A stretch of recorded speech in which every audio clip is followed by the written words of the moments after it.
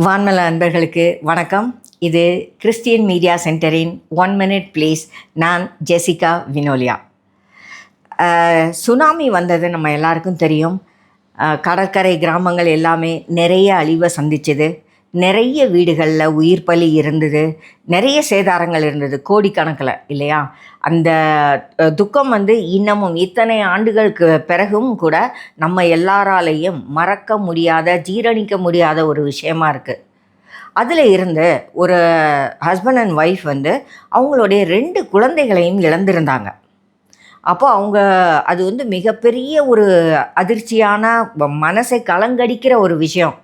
நம்ம எல்லாருக்குமே அது தெரியும். அதை நிறைய பேர் அவங்களுக்கு பேசி பேசி அவங்களுக்கு கவுன்சிலிங் கொடுத்து அவங்க மனசை சரி பண்ணுறதுக்காக ட்ரை பண்ணாங்க. ஒரு கட்டத்தில் அவங்க என்ன பண்ணாங்க அப்படின்னா, சுனாமியில் பேரண்ட்ஸை இழந்த பிள்ளைகளை நாங்கள் பார்க்கணுன்னு சொன்னாங்க. சரின்னு அங்கே கூட்டிகிட்டு போனாங்க. அப்போ அங்கேருந்து ஒரு 4 பிள்ளைங்களை அவங்க தெரிவு செஞ்சு அவங்க சொன்னாங்க, இந்த பிள்ளைங்களை இனிமே நாங்கள் வளர்ப்போம் அப்படின்னு சொன்னாங்க. இன்றைக்கு வரைக்கும் அந்த குழந்தைங்க அந்த அப்பா அம்மா கூட தான் அவங்க வளர்ந்துக்கிட்டு இருக்காங்க. அப்போது அந்த குடும்ப தலைவர் ஒரு வார்த்தை சொன்னார், அழிவுகள் வழியாகவும் ஆண்டவர் நம்மளை சந்திக்கிறார், அழிவுகள் வழியாகவும் ஆண்டவர் நமக்கு நன்மை செய்கிறார் அப்படின்னு சொன்னார். அது எனக்கு ஏற்றுக்கிறது கொஞ்சம் கஷ்டமாக இருந்தது. ஏன்னா குழந்தையை இழந்த ஒருத்தர் இப்படி சொல்கிறது எப்படின்னு எனக்கு புரியலை.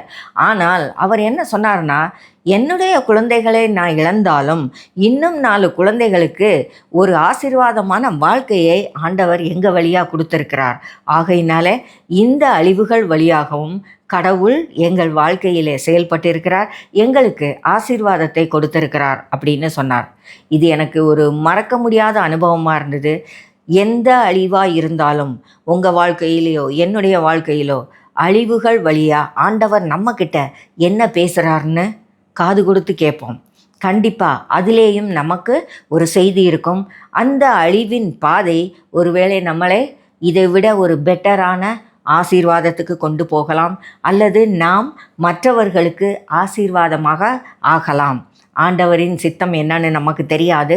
எல்லா அழிவுகளின் வழியாகவும் ஆண்டவர் செயல்படுகிறார் என்பதை மட்டும் நாம் நினைவில் கொள்ளுவோம். இந்த வீடியோவை பார்க்குற உங்களோட வாழ்க்கையில் எந்த அழிவில் கடவுளுடைய குரலை கேட்டீங்க, எந்த அழிவின் வழியாக ஆண்டவர் செயல்பட்டார், உங்களுடைய அனுபவத்தை எங்களோட பகிர்ந்து கொள்ளுங்கள். அடுத்த நிகழ்ச்சியில் சந்திக்கிற வரை சைனிங் ஆஃப் வினோலியா.